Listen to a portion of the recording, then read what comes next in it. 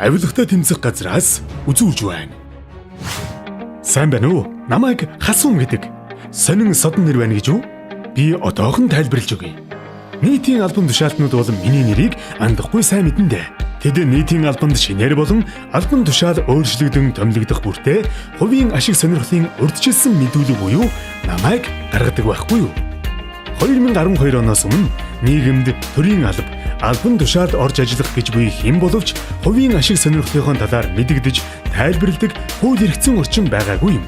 Тиймээс иргэд олон нийтийн дунд танил талаахарч томилгоо хийдэг, томилогдсон төрийн албан хаагчид хүнд сурталтай, хувийн эрх ашигын үүднээс аливаа асуудалд ханддаг, найзрахах танил талаа харах байдлаар төрийн үйл ажиллагааг явуулж, авилга, хeel хахуул авдаг гэсэн сөрөг ойлголттой байсан.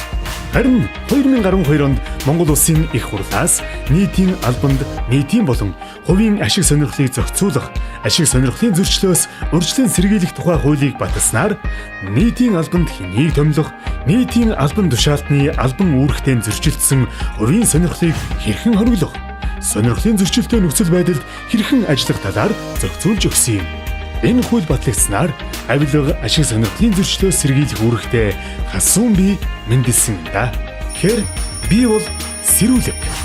Хасуун миний үүрэг бол нийтийн албан тушаалтны албан үүрэгтэй зөрчилдсөн хувийн сонирхлыг хориглох, сонирхлын зөрчилтэй нөхцөл байдалд ажиллахаас урьдчилан сэргийлэх, ашиг сонирхлын зөрчилтэй этгээдээр тухайн албан үүргийг гүйцэтгүүлэхгүй байх, хувийн сонирхлын дагуу албаны бүр мэрхээ ургуулan ашиглах, цаашлаад авилгын гэмт хэрэгт өртөхөөс урьдчилан сэргийлдэг байхгүй юу? Хуулийн дагуу нийтийн албанд томилогдохоор нэр дэвшсэн этгээдийн хувийн ашиг сонирхлын урьдчилсан мэдүүлгийн шийдвэрлэлтийн байдлыг захин мэдээллийн сүлжээнд байршуулснаар олон нийтийг мэдээлэлээр хангахаас гадна ашиг сонирхлын зөрчлөөс урьдчилан сэргийлэх, авилгатай тэмцэх үйл ажиллагаанд олон нийтийн хяналт оролцоог нэмэгдүүлсэн давхар ач холбогдолтой юм.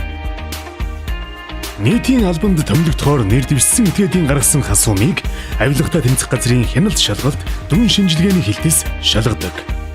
Тэдний хувийн ашиг сонирхлын урьдчилсан мэдээллийн шалгалтын үр дүнг сүүлийн жилүүд дэх засгийн газар бүрэлдэх томилгооны зарим жишээнээс харж болно. Тодорхойлбол гадаад харилцааны, хүнс хөдөө аж ахуй, хөнгөн үйлдвэрийн, барилга хот байгуулалтын, эрчим хүчний сайд болон эрүүл мэндийн дэд сайдад томилогдохоор нэр дэвшигчдийг мөн төрийн орон сууцны корпорац, иргэний нисхийн ерөнхий газрын удирдлага, Сүхбаатар аймгийн засаг даргаар томилогдохоор нэр дэвшигчдийн хувийн ашиг сонирхлын урьдчилсан мэдүүлгийг авилгатай тэмцэх газраас хянан үзээд тухайн албан тушаалд томилоход илт ашиг сонирхлын зөрчил үүсэх нөхцөл байдлыг тогтоож тэдгээрийг томилох эрх бүхий албан тушаалтанд мэдэгдэж томилгоог нь зогсоож байсан юм. Тэр хараа биз та нар. Хасуун миний тусламжтайгаар дээр нэрлсэн олон хүнийг тухайн албан тушаалтанд томилоход ашиг сонирхлын зөрчил үүсхийг нь урьдчилан мэдэн сэргийлж чадсан байна шүү дээ.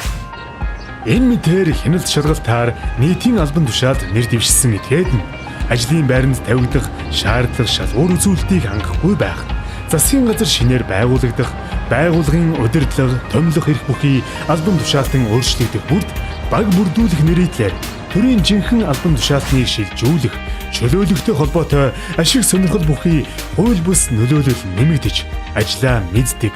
Тухайн салбартаа үр бүтээлтэй ажилласан жирийн албан хаагчдын оронд нэг нутаг, нам, эсвэл танил талынхаа хүрээллээр ажлын байранд тавигдах шаардлага, шалгуур үзүүлэлтийг хангаагүй этгээдийг томилох хандлага цөөнгүй байгааг авилгатай тэмцэх газраас холбогдох байгууллагад тухай бүрэн зөвлөмж чиглэлийг бүргүүлэн ажиллаж байна.